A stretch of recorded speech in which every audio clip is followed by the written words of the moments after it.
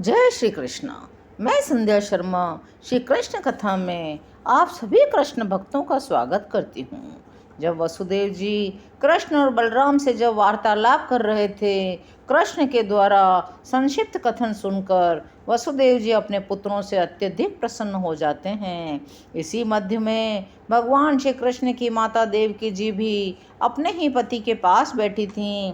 उन्होंने पहले भी सुना था कि कृष्ण और बलराम दोनों ही अपने गुरु पर इतने कृपालु थे कि गुरु के मृत पुत्रों को भी यमराज के चंगुल से छुड़ाकर वापस लौटा लाए थे। जब उन्होंने इस घटना को सुना था, तब से वे भी कंस द्वारा वध किए गए अपने पुत्रों के विषय में चिंतन कर रही थी। उन्हें स्मरण करके वे दुख से व्याकुल हो जाती थी। अपने मृत पुत्रों के प्रति करुणा से भरकर देवकी जी भगवान कृष्ण और बलराम जी से विनती करने लगीं। प्रिय बलराम, आपके तो नाम से ही संकेत होता है कि आप प्रत्येक प्राणी को समस्त सुख तथा शक्ति प्रदान करते हैं। आपकी असीम शक्ति हमारे मन और शब्दों की पहुंच से भी परे है। हे श्री कृष्ण, आप तो योगेश्वर हैं। आप आदि भगवान श्री नारायण हैं। आप काल की धारा में पथच्युत हो गए समस्त दुष्कर्मियों के विनाश के हेतु अवतीर्ण हुए हैं। मैंने सुना है, जब आप अपने गुरु सांदीपनि मुनि को गुरु दक्षिणा देना चाहते थे, तो उन्होंने आपसे अपने मृत पुत्र को वापस लाने की प्रार्थना की थी। यद्यपि वे कई काल से मृत थे और आप और बलराम जी तत्काल ही उन्हें यमराज के बंधन से छुड़ा लाए थे। इस कार्य से मैं समझती हूँ, आप समस्त योगियों के स्वामी परम योगेश्वर हैं। मैं भी आपसे इसी भांति अपनी इच्छा को पूर्ण करने की प्रार्थना करती हूँ। मैं आपसे कंस द्वारा वध किए गए अभी सभी पुत्रों को वापस लाने की प्रार्थना करती हूँ। आपके द्वारा वापस लाने पर मेरा हृदय संतुष्ट हो जाएगा। मैं उनके एक बार दर्शन करके सुख को प्राप्त होंगी। अपनी माता के इस प्रकार के वचन को सुनकर भगवान श्री बलराम और श्री कृष्ण ने तत्काल योग माया की सहायता ली। सूतल नामक पाताल लोक की ओर प्रस्थान कर दिया। पहले अपने वामन अवतार के समय असुरराज बलि महाराज ने अपना सर्वस्व श्री भगवान को दान करके उन्हें प्रसन्न कर दिया था।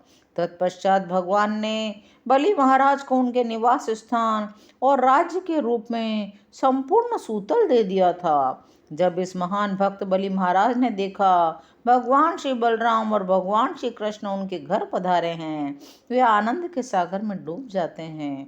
तत्काल खड़े होते हैं और भगवत चरणों में प्रणाम करते हैं। उसके उपरांत बलि महाराज मूल्यवान वस्त्र, आभूषण, चंदन का लेप, पान, दीपक, विभिन्न प्रकार के अमृतमय भोजन से प्रभु का स्वागत करते हैं। वे बारंबार भगवान के पद कमलों को पकड़कर उन्हें अपने वक्ष स्थल पर रख लेते हैं। अवरुद्ध वाणी से वे भगवान की स्तुति करने लगते हैं। वे कहते हैं, प्रिय भगवान, आप आदि अनंत देव हैं। आप इतने महान हैं। अनंत देव शेष जी अन्य देव रूप मूलतः आपसे और भगवान श्री कृष्ण से ही उत्पन्न हुए हैं। आप समस्त जगत के सृष्टा हैं। असुर, गंधर्व, सिद्ध, विद्याधर, चारण, यक्ष, राक्षस, पिशाच, भूत, प्रेत जैसे लोग स्वभावतः ही आपकी उपासना करने में असमर्थ हैं। आपके भक्त बनने के स्थान पर वे भक्ति के मार्ग में बाधा बन जाते हैं। आपका पद तो सदैव ही दिव्य है।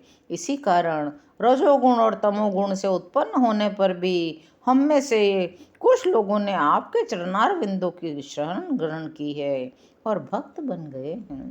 प्रिय भगवान, आप समस्त जगत के परम स्वामी हैं, निर्देशक हैं। मुझे अपनी सेवा में संलग्न कर लीजिए। मुझे समस्त भौतिक दूषणों से मुक्त हो जाने चाहिए।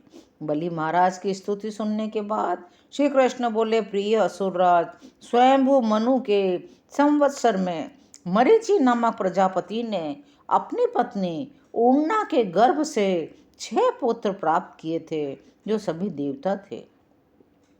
एक बार ब्रह्मा जी अपनी पुत्री पर मुग्ध हो गए और काम वासना से प्रेरित होकर उनका पीछा करने लगे।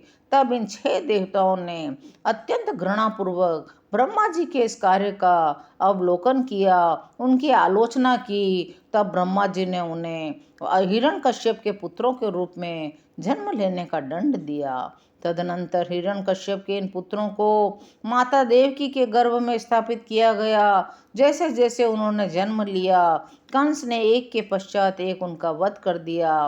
प्रिय असुरराज, माँ देवकी इन मृत पुत्रों का फिर से दर्शन करने के लिए अत्यंत उत्सुक हैं।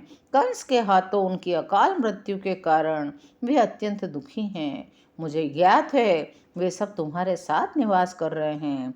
अपनी माता देवकी को संतुष्ट करने के लिए मैंने उन्हें अपने साथ ले जाने का निश्चय किया है। मेरे माता जी के दर्शन करने के पश्चात ये 6 बद्ध आत्माएं मुक्त हो जाएंगी। इस प्रकार अत्यंत सुखपूर्वक अपने लोक को चली जाएंगी। इन 6 बद्धात्माओं के नाम हैं स्मर, उद्गीत, परिश्वंग, पतंग, शूद्र, मृत, घृणी। उन्हें अपने पुनः देवताओं का पद प्राप्त हो जाएगा। तत्पश्चात भगवान श्री कृष्ण और भगवान श्री बलराम इन 6 बद्ध आत्माओं को साथ लेकर द्वारका नगरी लौट आए। वहां उन्होंने उन बद्ध आत्माओं को शिशुओं के रूप में अपनी माता देवकी के सम्मुख प्रस्तुत किया। माता देवकी आनंद से विहल हो गई, वात्सल्य से इतनी आनंदित हो गई, उनके स्तनों से दूध बहने लगा। वे शिशुओं को बारंबार अपनी गोद में लेने लगी, उनका सिर सूंघते हुए विचार करने लगी, मेरे खोए हुए पुत्र वापस आए हैं। वे विष्णु की शक्ति के अधीन हो गई, पुत्रों के सानिध्य का आनंद लेने लगी।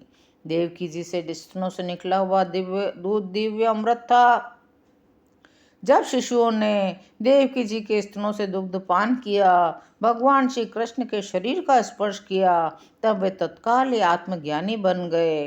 वे शिशु भगवान कृष्ण, बलराम जी, पिता वसुदेव जी और माता देवकी जी को प्रणाम करने लगे। इसके उपरांत वे तत्काल अपने अपने स्वर्ग लोक को चले गए। उनके प्रस्थान के पश्चात माता देवकी आश्चर्यचकित रह गई। उनके मृत पुत्र वापस लौट भी आए थे और पुनः अपने अपने लोकों को चले गए। वे भगवान श्री कृष्ण की लीलाओं का चिंतन करके ही इन घटनाओं से सामंजस्य कर सकी। भगवान श्री कृष्ण की शक्तियाँ अचिंत्य है, कुछ भी अद्भुत संपादित हो सकता है। कृपया ये समझ लीजिए, भगवान श्री कृष्ण की दिव्य लीलाएं चिर सनातन हैं। जो शुद्ध भक्त हैं वे अपने कानों में प्रवेश करते हुए अमृत की भांति इन कथाओं का आनंद उठाते हैं। इन कथाओं का श्रवण करने वाले तथा दूसरों के श्रवणार्थ इनका वर्णन करने वाला व्यक्ति कृष्ण भावना भावित हो जाता है। कृष्ण भावना भावित व्यक्ति ही अपने घर भगवान के धाम लौटने का अधिकारी होता है। भगवान श्री कृष्ण द्वारा देवकी जी के 6 पुत्रों को लौटाना अध्याय यहीं विराम लेता है। शेष अगले अंकों में। यदि आपको कृष्ण कथा सुनने में आनंद आ रहा हो तो चैनल को सब्सक्राइब करिए। कमेंट में जय श्री कृष्ण अवश्य लिखिए। जय श्री कृष्ण।